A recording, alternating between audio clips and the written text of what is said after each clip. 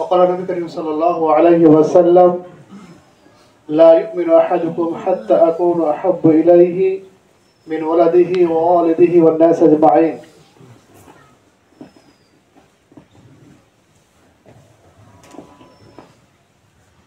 উপস্থিত সর্বখস্ত ইসলামবাদী ভাতৃবৃন্দ, আজ পবিত্র জুমাতে আমি সূরা বাকারার একটি প্রসিদ্ধ আয়াত তেলাওয়াত করেছি। এই আয়াতকে সামনে রেখে খুব সংক্ষিপ্ত সময়ে কিছু কথা বলার চেষ্টা করব ইনশাআল্লাহ। আমার তৌফিক ইল্লা বিল্লাহ। আল্লাহ সুবহানাহু ওয়া তাআলা মানব জাতি হিসেবে আমাদেরকে বা মুসলিম হিসেবে আমাদেরকে যে করণীয়গুলো দিয়েছেন, যে কাজগুলি করতে বলেছেন, কিছু কাজ বাহ্যিক প্রকাশ্য যেগুলো আমরা করে দেখতে পাই, আর কিছু কাজ আছে গোপন অপ্রকাশ্য। বাহ্যিক আমল যেগুলি, সেগুলি যেমন আমাদের জন্য করণীয়, তার যেরকম গুরুত্ব মাহাত্ম্য রয়েছে, ঠিক একই রকম ভাবে যেটা অভ্যন্তরীণ বিষয়, যেটাকে আমরা ঈমান বলি, যেটাকে আমরা তাকওয়া বলি, এরও গুরুত্ব মাহাত্ম্য সীমাহীন। অভ্যন্তরীণ যে আমল, যে কর্ম, তার মধ্যে একটা গুরুত্বপূর্ণ আমল হচ্ছে আল মাহাব্বা, ভালোবাসা। দুনিয়ার মানুষ মুসলিম সূত্রে যে যেখানে আমরা বসবাস করি, কেউ ভালোবাসার মধ্যে শিথিলতা করেছে, আবার কেউ বাড়াবাড়ি করেছে। শিথিলতার চাইতে বাড়াবাড়ির সংখ্যা বেশি। অধিকাংশ মানুষই ভালোবাসার ক্ষেত্রে বাড়াবাড়ি করেছে বা জুলুম করেছে। প্রকৃতপক্ষে ঈমানদারের বৈশিষ্ট্য সম্পর্কে আল্লাহ সুবহানাহু ওয়া তাআলা বলছেন যে ওয়াল্লাযীনা আমানু, নিশ্চয় যারা ঈমানদার, আশাদ্দু হুব্বান লিল্লাহ, তারা আল্লাহ তাআলার ভালোবাসায় অত্যাধিক কঠোর। তারা আল্লাহ তাআলাকে অত্যাধিক কঠিন ভালোবাসে। তো ভালোবাসার প্রথম মানদণ্ড হচ্ছে বা প্রথম স্থান হচ্ছে আল্লাহ সুবহানাহু ওয়া তাআলা। কেন? তিনি স্রষ্টা, তার সঙ্গে বা তার ভালোবাসার সঙ্গে কোনো তুলনা হয় না। তো আল্লাহ সুবহানাহু ওয়া তাআলাকে সবারই সবকিছুর চাইতে বেশি ভালোবাসতে হবে, এটা ঈমানের একটা মৌলিক দাবি। তারপরে তিনি স্রষ্টা, তার সঙ্গে কোনো কম্পেয়ার নেই, কোনো তুলনা নেই। স্রষ্টার পরে সৃষ্টিতে এসে যারা আমরা আল্লাহ তাআলার সৃষ্টি, এই সৃষ্টির মধ্যে কাকে সব থেকে বেশি ভালোবাসতে হবে, এক্ষেত্রে রাসূলুল্লাহ সাল্লাল্লাহু আলাইহি ওয়াসাল্লাম হাদিসের মধ্যে স্পষ্ট ভাবে বলেছেন যে ওয়াল্লাযী নাফসি বিয়াদি, কসম সেই সত্তার যার হাতে আমার প্রাণ আছে, তোমাদের মধ্যে কোন একজন ব্যক্তি অতক্ষণ পর্যন্ত পূর্ণ ঈমানদার হতে পারবে না যতক্ষণ না সে আমাকে পৃথিবীর সবচেয়ে বেশি ভালো না বাসবে। তারপরে এই না যে তাকে আল্লাহ চাইতে বেশি ভালোবাসতে হবে। অবশ্যই ভালোবাসার দিক দিয়ে আল্লাহ সুবহানাহু ওয়া তাআলা, তারপরে রাসূলুল্লাহ সাল্লাল্লাহু আলাইহি ওয়াসাল্লাম। কেন? যে আল্লাহ স্রষ্টা আর নবী সাল্লাল্লাহু আলাইহি ওয়াসাল্লাম কি সৃষ্টি, এই দুয়ের মধ্যে পার্থক্য থাকতে হবে। কিন্তু আজ আমরা ভালোবাসার নামে অধিকাংশ সমাজে, বিশেষ করে যারা মাযহাবী ভাই, তারা যে জালসা জলুসগুলি করেন বা বিভিন্ন মাহফিল করেন, তাদের মাহফিলে যদি 1 ঘন্টা বা 2 ঘন্টা আলোচনা হয়, তো 1 ঘন্টা 2 ঘন্টা আলোচনার মধ্যে হয় 40 মিনিট তাদের যে পীর ওলি আউলিয়া তাদের নিয়ে আলোচনা হয়, বাকি 15 মিনিট রাসূলুল্লাহ সাল্লাল্লাহু আলাইহি ওয়াসাল্লাম সম্পর্কে আলোচনা হয়, আর খুব বেশি হলে 5 থেকে 3 মিনিট বা 2 মিনিট বা হয় না বললেই চলে, সেটা কার আলোচনা? আল্লাহ সুবহানাহু ওয়া তাআলার আলোচনা। অথচ আল্লাহ সুবহানাহু ওয়া তাআলা স্রষ্টা, তিনি প্রথম, তারপরে সৃষ্টি। তো আমরা এই ভালোবাসার দিক দিয়ে এখানে কিন্তু আমরা বাড়াবাড়ি করেছি। সেজন্য একজন মানুষের জীবনের প্রথম ভালোবাসার দিকে প্রথম প্রায়োরিটি হচ্ছে আল্লাহ সুবহানাহু ওয়া তাআলাকে ভালোবাসা, তারপর রাসূল সাল্লাল্লাহু আলাইহি ওয়াসাল্লামকে ভালোবাসা। ভালোবাসা প্রয়োজন কেন? ভালোবাসতে কেন হবে? এর অনেকগুলি দিক আছে। আল্লাহ সুবহানাহু ওয়া তাআলাকে সর্বাধিক ভালোবাসা, রাসূলুল্লাহ সাল্লাল্লাহু আলাইহি ওয়াসাল্লামকে সর্বাধিক ভালোবাসা, এগুলি পরিপূর্ণ ঈমানের দাবি। যে যতটা আল্লাহ সুবহানাহু ওয়া তাআলাকে বেশি ভালোবাসে, যে যতটা রাসূলুল্লাহ সাল্লাল্লাহু আলাইহি ওয়াসাল্লামকে বেশি ভালোবাসেন তার ঈমান তত মজবুত বা তত গভীর, এটা প্রমাণিত হয়। আম্মা আয়েশা রাদিয়াল্লাহু আনহা বর্ণনা করছেন যে বাআসা নবী সাল্লাল্লাহু আলাইহি ওয়াসাল্লাম রাজুলান আলা সারিয়াতি, রাসূলুল্লাহ সাল্লাল্লাহু আলাইহি ওয়াসাল্লাম একদিন একটা ছোট্ট সৈন্য দল পাঠিয়েছেন, যুদ্ধের ক্ষেত্রে বা কোনো কাজে একটা দল পাঠিয়েছেন। সারিয়াতান বলতে বোঝায় এমন একটা দল যার লোক সংখ্যা 10-এর কম, 9 কিংবা 9-এর কম। তো সেই দল পাঠিয়েছেন। ইসলামের নীতিমালা অনুযায়ী যখন কোন একটা দল, মুসলিমদের দল সফর করবে, তার একটা আমির থাকবে, নেতা থাকবে। তো রাসূল সাল্লাল্লাহু আলাইহি ওয়াসাল্লাম একজন ব্যক্তিকে আমির করে পাঠিয়ে দিলেন। স্বাভাবিকভাবে যিনি নেতা, যিনি আমির, তিনি হবেন কে? ইমাম। তো তিনি যে ব্যক্তিকে আমির করা হয়েছে, নেতা করা হয়েছে, তিনি ইমাম।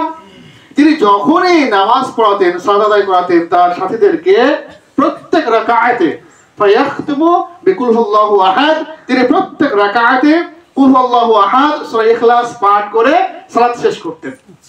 আমাদের স্বাভাবিক নিয়ম আমরা কি জানি যে প্রত্যেক রাকাতে প্রথম 2 রাকাতে সূরা ফাতিহার পর একটা সূরা পড়তে হবে, আর শেষের প্রথম বৈঠকের শেষে 1 রাকাত বা 2 রাকাত সূরা ফাতিহা পড়লে যথেষ্ট হয়ে যাবে।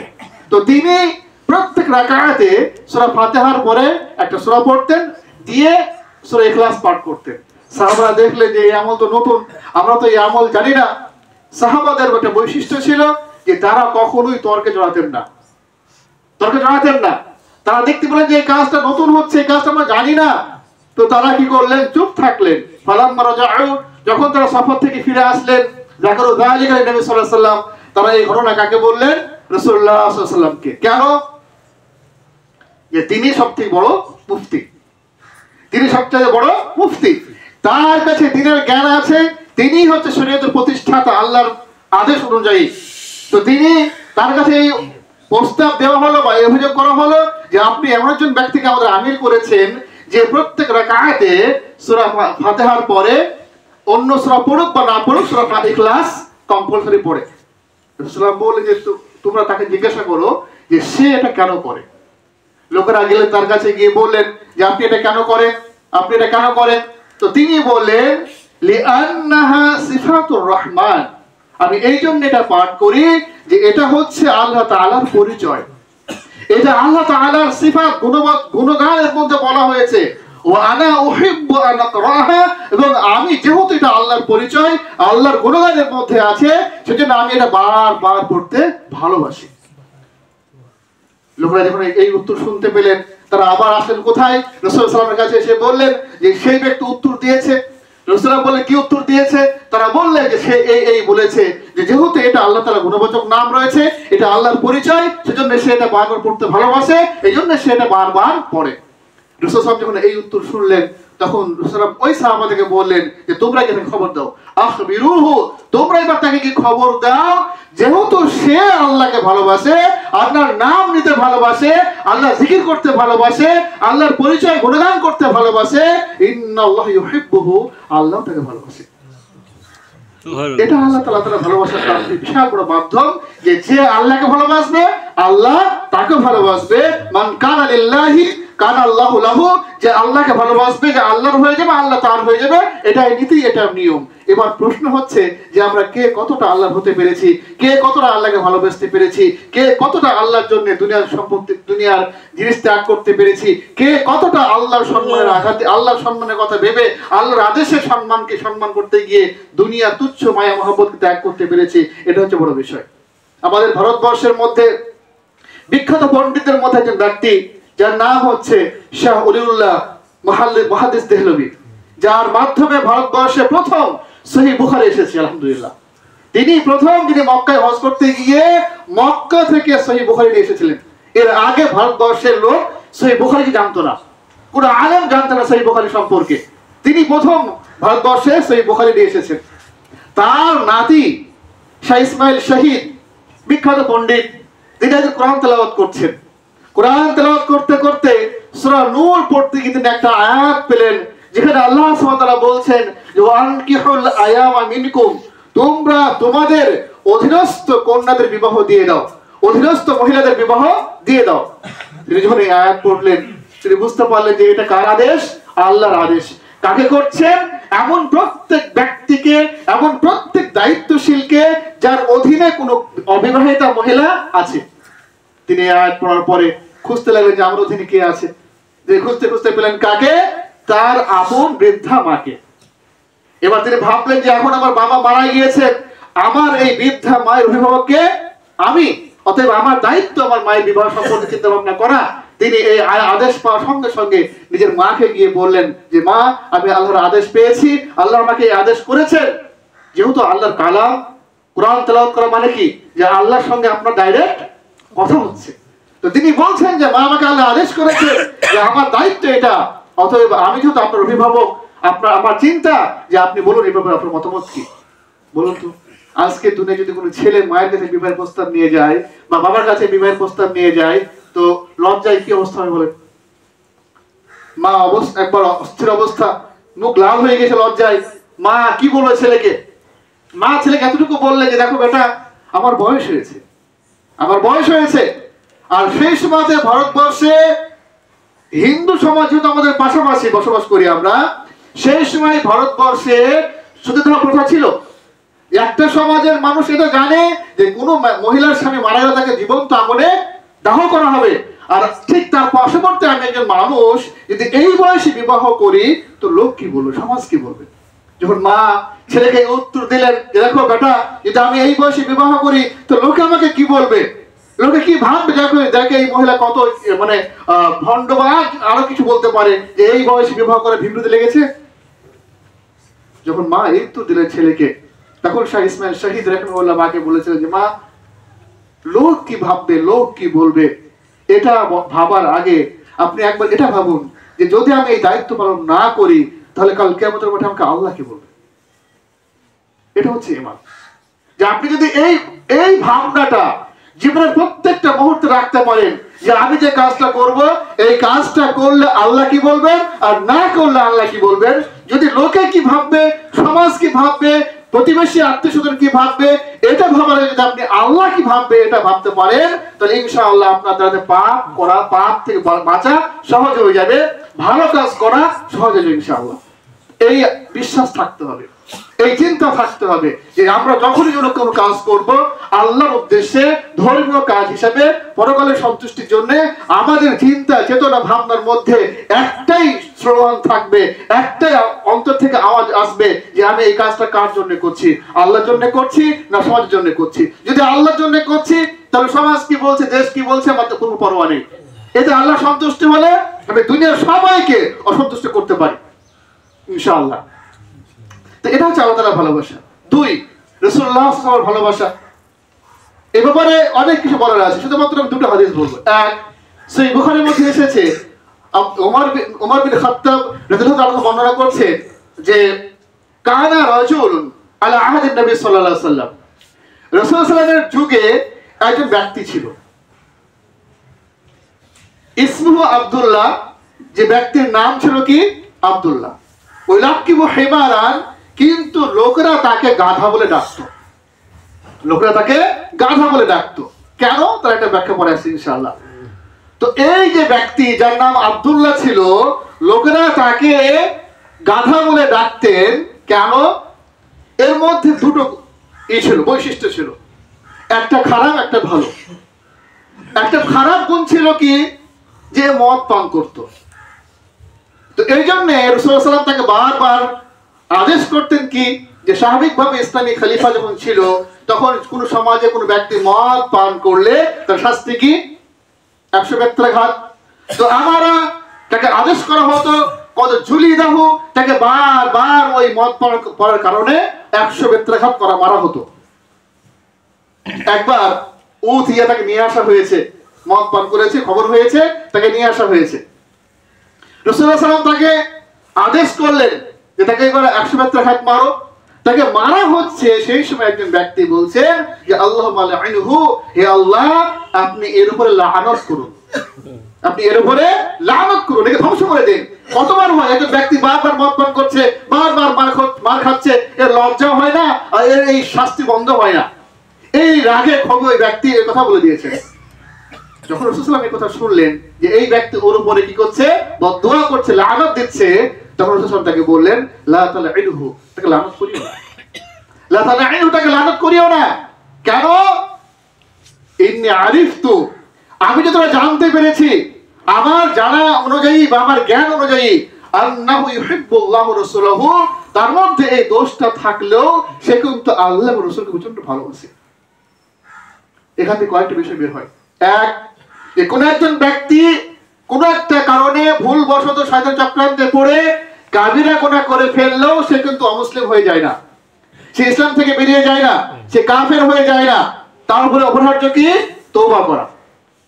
দুই, যে রাসূল সাল্লাল্লাহু আলাইহি ওয়াসাল্লামকে এবং আল্লাহকে ভালোবাসা, এটা এত বড় মহৎ কাজ যে ওই ব্যক্তিকে এরকম একটা শাস্তি দেওয়া হচ্ছে এরকম অপরাধজনক কাজের কারণে, তারপরে যখন কেউ তাকে খারাপ বলছে, রাসূল সাল্লাল্লাহু আলাইহি ওয়াসাল্লাম বলছেন না, তুমি তাকে খারাপ বলিও না। কেন? যে তার মধ্যে এই দোষটা থাকলেও একটা মহৎ গুণ আছে, সে কি? যে সে আল্লাহ এবং রাসূলকে প্রচন্ড ভালোবাসে। সে আল্লাহ এবং রাসূলকে প্রচন্ড ভালোবাসতেন। তার কারণ প্রমাণ কি? সেটা কিভাবে হতো? মুহাদ্দিসরা বর্ণনা করছে যে এই ব্যক্তির একটা বৈশিষ্ট্য ছিল যে সে যখনই রাস্তা দিয়ে কোথাও যেত, কোথাও রাস্তা দিয়ে যাচ্ছেন, আজকাল স্বাভাবিকভাবে আজকের দিনও আছে, সেই যুগেও ছিল, যে রাস্তার ধারে কোনো বিক্রেতা, কোনো জিনিস ব্যবসায়ী কোনো জিনিস বিক্রি করে, তো সেই যুগেও ছিল। তো তিনি, তার বৈশিষ্ট্য ছিল কি, যে তিনি যখনই কোনো রাস্তা দিয়ে যেতেন, আর যদি সেই রাস্তাতে কোনো ব্যবসায়ী, কোনো বিক্রেতা কোনো ভালো মধু বা ভালো ঘি বিক্রি করতেন, তিনি ক্রয় করতেন তার কাছ থেকে, ভালো ঘি বা মধু ক্রয় করতেন। ওটা ক্রয় করার পরে, কেনার পরে বাড়িতে এসে ওই ভালো মধুটা, ওই বিশুদ্ধ মধু, বিশুদ্ধ ঘি, খাঁটি ঘি আনা নিয়ে এসে নিজে খেতেন না, নিজে পান করতেন না। কি করতেন? রাসূল সাল্লাল্লাহু আলাইহি ওয়াসাল্লাম হাদিয়া করতেন। রাসূল সাল্লাল্লাহু আলাইহি ওয়াসাল্লাম, এটা আপনার জন্য, আমি আমার পক্ষ থেকে আপনাকে হাদিয়া করলাম। রাসূল সাল্লাল্লাহু আলাইহি ওয়াসাল্লাম হাদিয়া গ্রহণ করতেন, সাদকা গ্রহণ করতেন না। তিনি হাদিয়া দিতেন, হাদিয়া নিয়ে নিতেন, তিনি খেয়ে নিতেন। 2 দিন, 10 দিন, 5 দিন পরে একজন লোক আসতেন, এসে বলতেন, ইয়া রাসূলুল্লাহ সাল্লাল্লাহু আলাইহি ওয়াসাল্লাম, আপনার সাথে কিছু টাকা পেতাম, আপনার সাথে কিছু টাকা পেতাম। রাসূল সাল্লাল্লাহু আলাইহি ওয়াসাল্লাম অবাক হয়ে যেতেন, কারণ তিনি ধারে খেতেন না। এটা মুমিনদের বৈশিষ্ট্য হওয়া দরকার, যে মুমিন কখনো একদম লাস্ট পর্যায়ে ছাড়া কোনো ধার করবেই না, ধার করবেই না। ধারে খাওয়া ভালো বৈশিষ্ট্য নয়। রাসূল সাল্লাল্লাহু আলাইহি ওয়াসাল্লাম ধার করতেন না, ধারে খেতেন না। আর ওই ব্যক্তি এসে কি বলতেন, যে আপনার সাথে কিছু টাকা পাওয়া যাবে। রাসূল সাল্লাল্লাহু আলাইহি ওয়াসাল্লাম বলতেন, দেখো আমি তো ধারে খাই না, তুমি বলো তুমি কিসের টাকা পাবে? বলতেন যে ওই যে আপনি মধু খেয়েছেন, ওই যে আপনি ঘি খেয়েছেন। রাসূল সাল্লাল্লাহু আলাইহি ওয়াসাল্লাম বলতেন, আমি তো তোমাকে ধারে কিনি না, আমাকে তো অমুক ব্যক্তি হাদিয়া করেছিল, বলে না, সে তোমাকে টাকা দেয়নি। তো রাসূল সাল্লাল্লাহু আলাইহি ওয়াসাল্লাম তাকে ডাক করতেন, তাকে ডেকে নিয়ে এসো, তাকে ডেকে নিয়ে এসো। তাকে ডেকে নিয়ে আসা হতো, দিয়ে বলা হতো, যে তুমি যে আমাকে বলেছিলে যে এটা হাদিয়া করছো আমাকে, আর এই যে ব্যক্তি তুমি যার কাছ থেকে মালটা কিনেছো, সে বলছে যে তুমি তাকে টাকা দাওনি। না, আমি টাকা দিইনি। তো তুমি যে বলেছো হাদিয়া করেছি, আপনাকে হাদিয়া করেছি বটে, কিন্তু আমি ধারে নিয়ে এসেছিলাম, আমার টাকা দেওয়ার ক্ষমতা নেই বলে আমি বলেছিলাম যে টাকাটা তুমি রাসূলের কাছ থেকে নিয়ে নি। রাসূল সাল্লাল্লাহু আলাইহি ওয়াসাল্লাম খুব হাসতেন, এই কথা শুনে খুব হাসতেন, সাহাবারাও হাসতেন। এই জন্য সাহাবারা ওকে গাধা বলতেন, তুমি গাধা নাকি, তুমি এরকম এই কাজ তো করে। এই জন্য সাহাবারা কি বলতেন, গাধা বলতেন। একদিন, 2 দিন, 5 দিন, 10 দিন এরকম হয়েছে। তারপর রাসূল সাল্লাল্লাহু আলাইহি ওয়াসাল্লাম তাকে ডেকে একদিন বলছেন, আচ্ছা তুমি সত্যি করে বলো তো, তুমি এটা কেন করো? তোমার উপরে কি হাদিয়া করা ফরজ? তোমার উপরে কি হাদিয়া করা ফরজ? তা তো নয়। তোমাকে তো বাধ্য করেনি যে তোমাকে হাদিয়া করতেই হবে। আর তুমি, তোমার টাকা নেই, তুমি হাদিয়া কেন করবে? তুমি এটা বারবার এই অপরাধ, এই অন্যায় তুমি কেন করো? তখন ওই সাহাবা বলেছিলেন, রাসূল সাল্লাল্লাহু আলাইহি ওয়াসাল্লাম, আমার ক্ষমতা নেই আমি জানি, আমার সামর্থ্য নেই এটা আমি জানি, কিন্তু আমার বড় সাজ যে যেহেতু আপনি দুনিয়ার শ্রেষ্ঠ মানুষ, যেহেতু আপনি দুনিয়ার শ্রেষ্ঠ মহাপুরুষ, আমার এটাই আকীদা, এটাই আমার ঈমান, যে আমার ঈমান আকীদা হচ্ছে এটাই, যে দুনিয়ার সবচেয়ে বিশুদ্ধ খাদ্যের অধিকার, খাওয়ার অধিকার কার? আপনার। যখন আপনি ওটা পালন করেন, আপনি খান, আমাকে দেখতে খুব আনন্দ লাগে, আমি মনে খুব তৃপ্তি পাই। এই জন্য সামর্থ্য না থাকা সত্ত্বেও আমি বারবার এই ভুলটা করি। এই যে রাসূল কি বলেছিলেন, যে ওর মধ্যে রাসূল সাল্লাল্লাহু আলাইহি ওয়াসাল্লামের প্রতি, আল্লাহর প্রতি অগাধ ভালোবাসা আছে, যদিও ওর মধ্যে এই অপরাধ বোধটা আছে, এই অন্যায় দোষটা তার মধ্যে আছে, কিন্তু সে আল্লাহ এবং রাসূলকে খুব ভালোবাসে। 2, একজন সাহাবা, যা রাজুলুন নবী সাল্লাল্লাহু আলাইহি ওয়াসাল্লাম, একজন সাহাবা রাসূলের কাছে এসে বলছেন, ইয়া রাসূলুল্লাহ সাল্লাল্লাহু আলাইহি ওয়াসাল্লাম, হে আল্লাহর নবী সাল্লাল্লাহু আলাইহি ওয়াসাল্লাম, ইন্নাকা লা আহাব্বু ইলাইয়া মিন নাফসি আপনি আমার কাছে আমার জীবনের চাইতেও প্রিয়। ওয়া ইন্নাকা লাহাব্বু ইলাইয়া মিন ওয়ালাদি ওয়া আহলি, এবং আপনি আমার কাছে আমার পরিবারের চাইতে, আমার সন্তান সন্ততি বাপ মায়ের চাইতেও বেশি প্রিয়। আপনি আমার কাছে গোটা বিশ্বের দুনিয়ার চাইতে সবথেকে প্রিয়। ওয়া ইনদামা ইন্নী আকুনা ফিল বাইতি, যখন আমি আপনার মজলিসে থাকি, আপনার দরবারে থাকি, আপনার সহবাসে থাকি, আপনার সহচর্যে থাকি, তখন আমার অন্তর ইমানে পরিপূর্ণ থাকে, খুব শান্ত থাকে, খুব তৃপ্তি থাকে। যখন আপনার এই দরবার থেকে উঠে চলে যাই, আমি বাড়িতে যাই, বাড়িতে থাকি, ঘরের মধ্যে থাকি, ও আযকুরুকা, আর আপনার চেহারা আমার চোখের সামনে ভেসে ওঠে, লান আসবিরা, আমি ঘরের মধ্যে থাকতে পারি না, হাত্তা আতিকা, আমি ছুটে আসি আপনার কাছে, ও আনজুর ইলাইকা, এবং আপনার চেহারা মোবারক দেখি, তারপরে আমার অন্তর শান্ত হয়। কিন্তু ফাইদা যাকারতু মাউতি ওয়া মাউতুকা, যখন আমি আপনার মৃত্যু আর আমার মৃত্যু নিয়ে চিন্তা করি, যখন আমি আমার মৃত্যু আর আপনার মৃত্যু নিয়ে চিন্তা করি, তখন আমি হতাশ হয়ে যাই। কেন? যে আন্নাকা নবিয়্যুন, আপনি আল্লাহর নবী, আপনি আল্লাহর রাসূল, আপনার জান্নাতের মাকাম কোথায় হবে? আর আমি একজন সাহাবা, সাধারণ সাহাবা, আমার জান্নাতের মাকাম কোথায় হবে? আজ দুনিয়াতে আপনি জীবিত আছেন, আমার চেহারা চোখের সামনে ভেসে উঠলে আমি ছুটে এসে আপনাকে দেখে মনটা তৃপ্ত করি, শান্ত করি। কিন্তু কাল কিয়ামতের মাঠে মৃত্যুর পরে, হিসাব নিকাশের পরে, জান্নাত বিশাল বড় এরিয়া, এক একজন ব্যক্তি জান্নাতের সীমানা কোথায়? যতটা পর্যন্ত চোখ যাবে। তো আমি আপনাকে কোথায় খুঁজে কোথায় দেখবো? তখন আমি আমার অন্তরে কিভাবে স্থির করবো? আমি সেইভাবে হতাশ হয়ে যাই, আমি সেইভাবে চিন্তিত হয়ে যাই, আমি সেইভাবে আর চিন্তা করতে পারি না। রাসূল সাল্লাল্লাহু আলাইহি ওয়াসাল্লাম এই প্রশ্ন শুনে, এই আবেগ শুনে তিনি চুপ হয়ে গেলেন। তিনি কি বলবেন? তার তো এই উত্তর জানা ছিল না, কারণ এখন ওহী আসেনি। যখন এই প্রশ্ন সাহাবা করলেন, এই প্রশ্ন শুনে রাসূল সাল্লাল্লাহু আলাইহি ওয়াসাল্লাম চুপ হয়ে গেলেন। সঙ্গে সঙ্গে আল্লাহ রাব্বুল আলামিন আয়াত অবতীর্ণ করে বললেন যে ওয়া মাইয়ুতি'িল্লাহ ওয়া রাসূলা, নিশ্চয় যে ব্যক্তি আল্লাহ এবং তার রাসূলের অগাধ আনুগত্য করবে, নিঃস্বার্থ আনুগত্য করবে, একদম কুরবানি দিয়ে আনুগত্য করবে, ফাউলাইকা মা'আল্লাযিনা আন'আমা আল্লাহু মিনান নাবিয়্যিন ওয়াস সিদ্দিকিন ওয়াস শুহাদা ওয়াস সালিহিন, নিশ্চয় তারা কাল কিয়ামতের মাঠে জান্নাতে কার সঙ্গে থাকবে? নবীদের সঙ্গে থাকবে, সালেহিনদের সঙ্গে থাকবে, শহীদদের সঙ্গে থাকবে, সত্যবাদীদের সঙ্গে থাকবে। ওয়া হাসুনা উলাইকা রাফিকা, আর এরা কতই না উত্তম সাথী, কতই না উত্তম সঙ্গী। ভাবতে পারছেন যে ভালোবাসা কেন এত গুরুত্বপূর্ণ? যে আপনি নবীকে দেখেননি, আপনি এখনো আল্লাহর রাস্তায় জিহাদ করে শহীদ হননি, এখনো আপনি সালেহিন হতে পারেননি, কিন্তু এই ভালোবাসা এত বড় মহৎ কাজ যদি আপনি নবী সাল্লাল্লাহু আলাইহি ওয়াসাল্লামকে বা অন্যান্য যারা ওই লেভেলের নবী আছেন তাদেরকে আপনি অগাধ ভালোবাসতে পারেন, তো আশা করা যায় যে কাল কিয়ামতের মাঠে ইনশাআল্লাহ আমাদের হাসনের কাদের সঙ্গে হবে? নবীদের সঙ্গে হবে, শহীদদের সঙ্গে হবে, সালেহিনদের সঙ্গে হবে। সবচেয়ে বড় প্রমাণ হচ্ছে আব্দুল্লাহ ইবনে মাসউদ রাদিয়াল্লাহু বর্ণনা করছেন যে একজন ব্যক্তির সঙ্গে এসে বললেন যে কাইফা তাকুলু ফি রাজুলিন, আপনি ওই ব্যক্তি সম্পর্কে কি বলবেন যে আন্নাহু আহাব্বা কওমান, সে এমন একটা জাতিকে ভালোবাসে, এমন একটা সম্প্রদায়কে ভালোবাসে, এমন একটা গোষ্ঠীর মানুষকে ভালোবাসে, ওয়ালাম ইয়ালহাক বিহিম, যাদেরকে সে চোখে দেখেনি।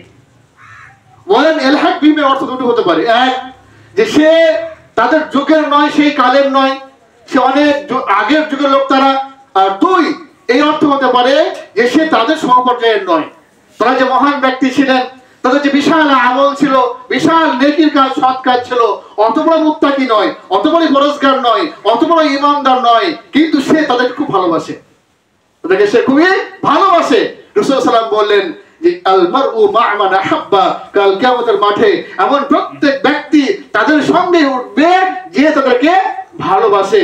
অতএব আমি এই যুগের মানুষ হলেও, আমি আপনি এই যুগের মানুষ হলেও যদি আমার আপনার ঈমানের অন্তরে রাসূল সাল্লাল্লাহু আলাইহি ওয়াসাল্লামের প্রতি, সাহাবাদের প্রতি, ওমর ফারুক, আবু বকর সিদ্দিক, আলী, ওসমান বা আরো যত সাহাবা আছে তাদের প্রতি সেই পরিমাণ ভালোবাসা থাকে, আমরা ঈমান রাখতে পারি যদি আমরা তাদের চোখে দেখিনি, যদি আমরা তাদের যুগ পাইনি, কিন্তু রাসূল সাল্লাল্লাহু আলাইহি ওয়াসাল্লাম এই হাদিসের ভাষা অনুযায়ী আল মারউ মা'a মান আহাব্বা, যে আমার প্রত্যেক ব্যক্তি যে যাকে ভালোবাসে সে তার সঙ্গে কিয়ামতের মাঠে উঠবে আর তার সঙ্গে তার হাসর নাসর হবে। এখন বলুন যে যারা আল্লাহ এবং রাসূলকে বাদ দিয়ে অন্য কাউকে ভালোবাসে তাদের হাসনের কাদের সঙ্গে হবে? বিশেষ করে যুব সম্প্রদায়, বিশেষ করে যুব সম্প্রদায় আজকাল এদের পা থেকে মাথা পর্যন্ত, এদের পা থেকে মাথা পর্যন্ত কোথাও সুন্নাত নেই, কোথাও সুন্নাত নেই, কোথাও নবীর আদর্শ নেই। তাদের চুল কাটার বৈশিষ্ট্য সুন্নাত বিরোধী, টাকনো প্যান্ট সুন্নাত বিরোধী, পোশাক সুন্নাত বিরোধী, মুখের অবস্থা সুন্নাত বিরোধী, তার কথাবার্তা সুন্নাত বিরোধী, তার চলাফেরা সুন্নাত বিরোধী, তার খাওয়া দাওয়া সুন্নাত বিরোধী। এত কিছু সুন্নাত বিরোধী কাজ করার পরেও যখন সে মারা যায়, তখন আমরা দায়িত্ব মনে করে মৃত্যুর সময় মারা গিয়েছে, তাকে গোসল করানোর পরে কবরে নামার সময় কি দোয়া পড়ে, বিসমিল্লাহি ওয়া আলা মিল্লাতি রাসূলিল্লাহ, আল্লাহর নামে রাসূল বলে উঠিয়ে দিলাম। রাসূল নেবেন?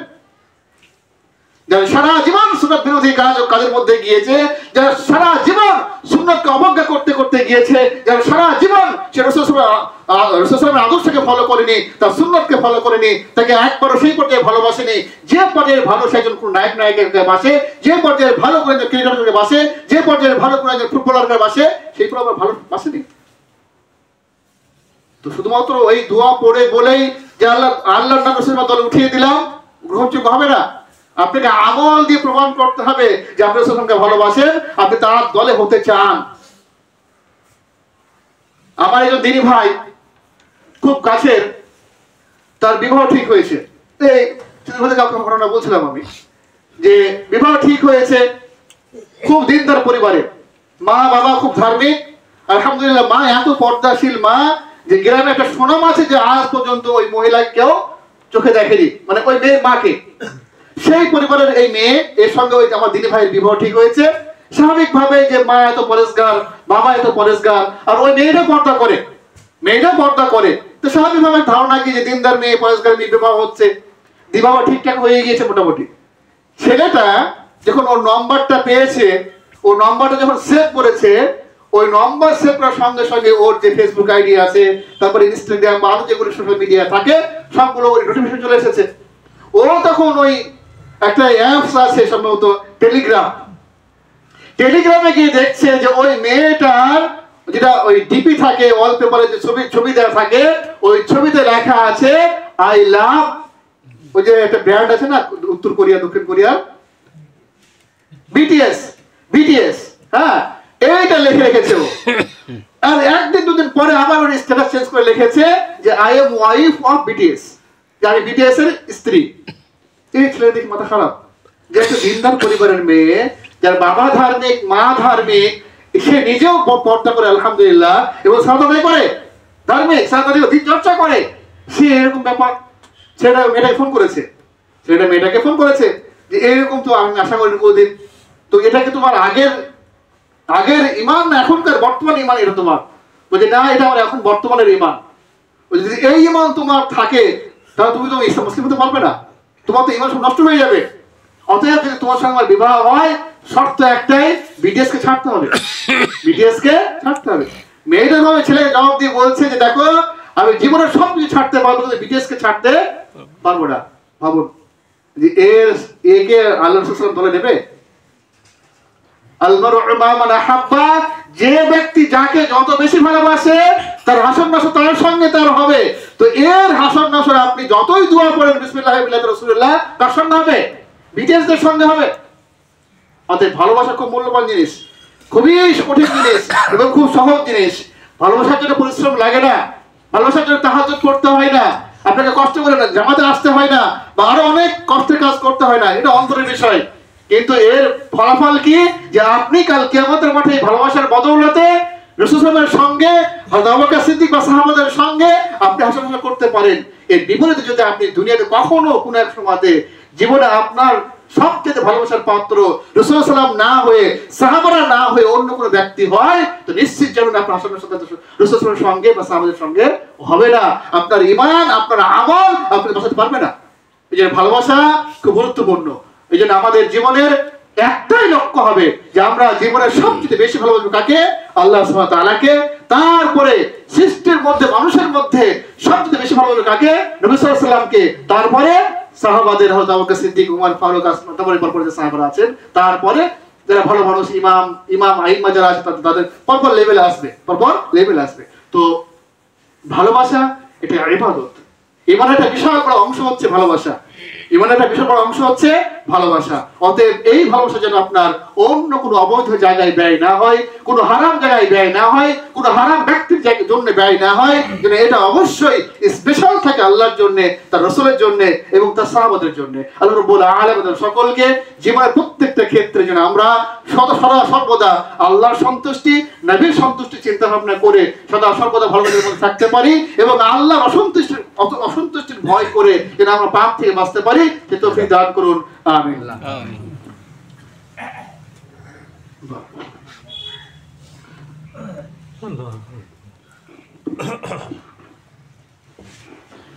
আলহামদুলিল্লাহি রাব্বিল আলামিন ওয়াসসালাতু ওয়াসসালামু আলা আশরাফিল আমবিয়া ওয়াল মুরসালিন নবিয়িনা মুহাম্মদ ওয়া আলা আলিহি ওয়া সাহবিহি আজমাইন।